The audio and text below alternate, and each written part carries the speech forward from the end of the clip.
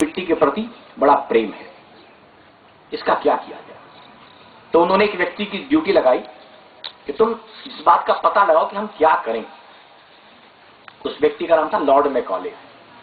उस व्यक्ति ने 11 वर्ष तक भारत के अलग अलग जगह पे घूमा और रिसर्च करके बताया कि भारत में जो शिक्षा संस्थान हैं, जो गुरुकुल पद्धति थी हमारी, उस पद्धति में व्यक्ति को बहुत ऊंचे संस्कार दिए जाते हैं और उन संस्कारों को यदि हम तोड़ सकें तो आज हमारा काम हो जाएगा। आप में से जो भी इंटरनेट का प्रयोग करता हो, बिल्कुल सीधी चीज है।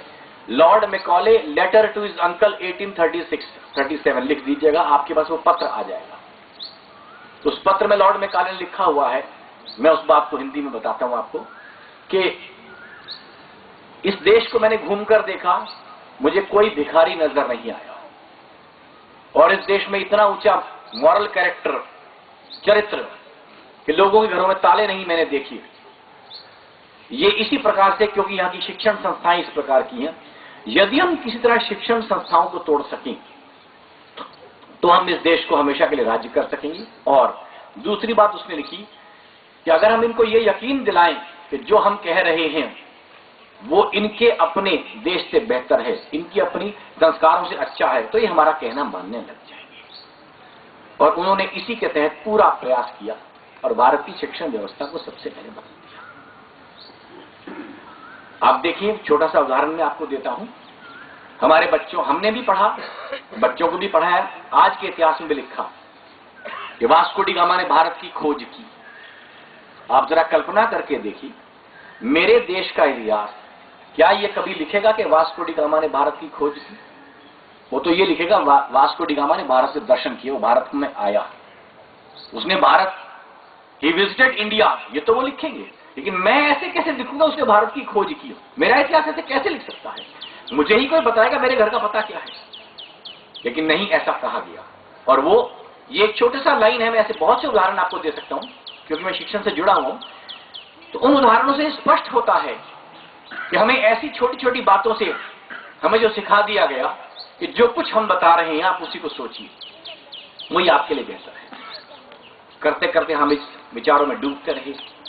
हम भी सोचते रहे शायद अमेरिका जाके हमारा बच्चा पढ़ेगा, अंग्रेजी पढ़ेगा, बहुत अच्छा बनेगा।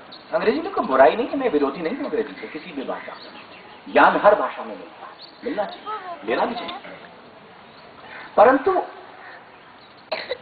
दुनिया में कहा जाता है कि अंग्रेजों का सूरज डूबता नहीं था। लेकिन आप इस बात को देखिए कि आज अंग्रेजों का सूरज डूब गया और अंग्रेजों के वायसराय जो कपड़े पहना करते वो हमारे बैंड वाले पहनते हैं। तो इतना होने के बाद भी, अच्छा, अगर आप भारत देश को देखिए, भारत की जलवायु सबसे अच्छी। आप यहां पर देखिए, सब ऋतुएं हैं आपके पास, प्राकृतिक संसाधन सबसे अधिक आपके पास, फिर भी भारत में गरीबी। भारत में ऐसा क्या अभिशाप है? अभिशाप कोई नहीं है। हमारे पास सब कुछ है, लेकिन एक सोच हमारी बदल गई। जब भारत एक विश्व गुरु था तो यही भारत था ना, यही की खेती थी। आंकड़े ये बताते हैं कि 1835 के अंदर हम भारत में दुनिया के पूरे वर्ल्ड ट्रेड में 35% हमारा योगदान था, 35%। यकीनन अगर 35% आप पूरे वर्ल्ड के एक्सपोर्ट में योगदान दे रहे हैं तो आप सिर्फ एग्रीकल्चर ही नहीं, सिर्फ कृषि ही नहीं, तकनीकी रूप से भी विकसित होंगे, तभी ऐसा संभव है। और आज पूरे भारत में अरबों डॉलर के निवेश के बाद हम पूरे विश्व के ट्रेड में 0.2% पर बैठे हैं आज। ये सब हमारी जो गलतियां रही, ये 47 के बाद की कुछ हमारी गलतियां रही। भारत, पाकिस्तान, बांग्लादेश, इन तीन चार ये साउथ एशियन कंट्रीज को आप छोड़ दीजिए। इसके अलावा पूरे विश्व में जहां जहां पर अंग्रेजों का राज रहा, वहां पर जब अंग्रेज गए उन्होंने अपने देश की व्यवस्थाएं लागू कर दी। आज कोई ऐसा देश नहीं है जो अंग्रेजों का गुलाम था और उसने अपनी शिक्षा अपनी मातृभाषा में नहीं की। आप फ्रांस देख लीजिए, चाइना देख लीजिए, जापान देख लीजिए, सब अंग्रेजों के अधीन थे, लेकिन जैसे ही इनको आजादी मिली इन्होंने अपनी शिक्षा अपने रास्ते में कर दी कि हम अपनी मातृभाषा में शिक्षा करेंगे। लेकिन हम आज भी अंग्रेजी को ढो रहे हैं। इसलिए शायद हमें पढ़ना भी हमारे बच्चों के लिए भारी पड़ता है, क्योंकि मानसिक सोच तो हमारी हिंदी में। हमारा जो बच्चा पढ़ता है, क्योंकि मैं बच्चों को पढ़ाता हूं, वो 3 गुना मेहनत करता है, क्योंकि पहले उसको अंग्रेजी में पढ़ाया जाता है, फिर वो मन में हिंदी में ट्रांसलेट करता है, क्योंकि उसको सोचना तो हिंदी में है, उसकी मानसिक सोच तो हिंदी में, तो वो सोचेगा हिंदी में, और परंतु परीक्षा देने जाएगा फिर अंग्रेजी में ट्रांसलेट करेगा। तो वो 3 गुना मेहनत करता है, और इस ट्रांसलेशन की गड़बड़ में जितनी वो गलती करता है, अपने ज्ञान से अधिक गलतियां तब कर जाता है। और हम बच्चे का उस बोझ को नहीं समझ पाते कि वो क्योंकि अंग्रेजी भाषा में पढ़ने के कारण उसका 3 गुना दिमाग लग रहा है, और अंग्रेजों ने तो बना दिया। अभी कभी मौका लगे, यहां पर यशपाल जी रहते हैं सेक्टर 15 में, 15 में, उनसे कभी आप जिक्र करें।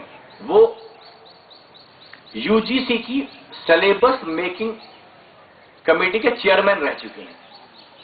तो सरकार के अंदर तो वो जो रहते थे, लेकिन सरकार से बाहर निकलने के बाद आज भी उनसे बात कर लीजिए, वो खुद बताते हैं कि हमारा सिलेबस हम डिजाइन नहीं करते, हमारी आईआईटी का सिलेबस हम डिजाइन नहीं करते, हमें वो टेक्नोलॉजी पढ़ाई जाती है जो शायद हमारे काम की नहीं है। आप कल्पना करें एक बच्चे की जिंदगी के आईआईटी नाम का संस्थान, जिसमें दुनिया का माना हुआ संस्थान, भारत का शीर्षतम, आज 8000 बच्चा जाता है, पहले 4000 बच्चा जाता था। तो शीर्ष में जब हम गए थे 4000 जाते, तब 4000 बच्चे जाते थे, और उनको आपने वो पढ़ा दिया जो देश के काम काबिल नहीं। क्यों पढ़ाया? क्योंकि वो कल को उनकी सेवा कर सके। सीधी सी बात है। जिस भारत में हम ये मानते हैं कि 70% कृषि पर आधारित देश है, तो हमारे देश में 70% एग्रीकल्चर यूनिवर्सिटी क्यों नहीं है? 70 हो, 50% हो, या 2% भी नहीं है, 1% भी नहीं है। गिनती के 10 यूनिवर्सिटीज हैं, 11 एग्रीकल्चर का जो कोर्स पढ़ाती है। इसीलिए हमारा बच्चा पढ़ नहीं पाता, क्योंकि हमारी साइंस हमसे रिलेट नहीं कर पाती है। हमारा बच्चा गांव में खेती करके आता है, और उसको हमारी खेती के विषय में नहीं पता है, अगली पढ़ाई में वो खेती के बारे में नहीं पढ़ता, इसलिए उस ज्ञान को जोड़ नहीं पाता है। यही तो परेशानी हमारे बच्चे की। और इसके लिए फिर वो पढ़ता है, तो फिर उसके दिमाग में एक ही ख्वाब रहता है, चलो, क्योंकि वो अब जब बच्चा जवान होता है, 12 से 16, 17, 18, 19, 20 साल में, 13 साल तक तो उसकी इंक्लूसिव एज होती है। आप देखें, साइकोलॉजिस्ट ये मानते हैं कि 5 से 13 साल में बच्चा सबसे अधिक प्रश्न पूछता है। आपके घर में जितने बच्चे होंगे सबको देखिएगा, सबसे अधिक प्रश्न तभी पूछता है, ये आकाश नीला क्यों है, पत्ता हरा क्यों है। लेकिन उस समय तो उसकी टीचर कहती, नो, तेरी पीटीए होने दे, बताती हूँ तेरी पेरेंट्स को, तुम फालतू प्रश्न पूछती हो, एबीसीडी रट के आया कि नहीं आया। वो बच्चा वही बेचारा पढ़ता रहता है।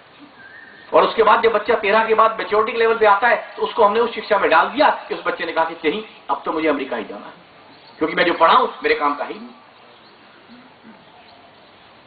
आज डॉक्टर गांव में नहीं जाता, बच्चा गांव से पढ़ के गांव में दोबारा नहीं जाना चाहता, क्योंकि उसके ज्ञान का उपयोग नहीं है।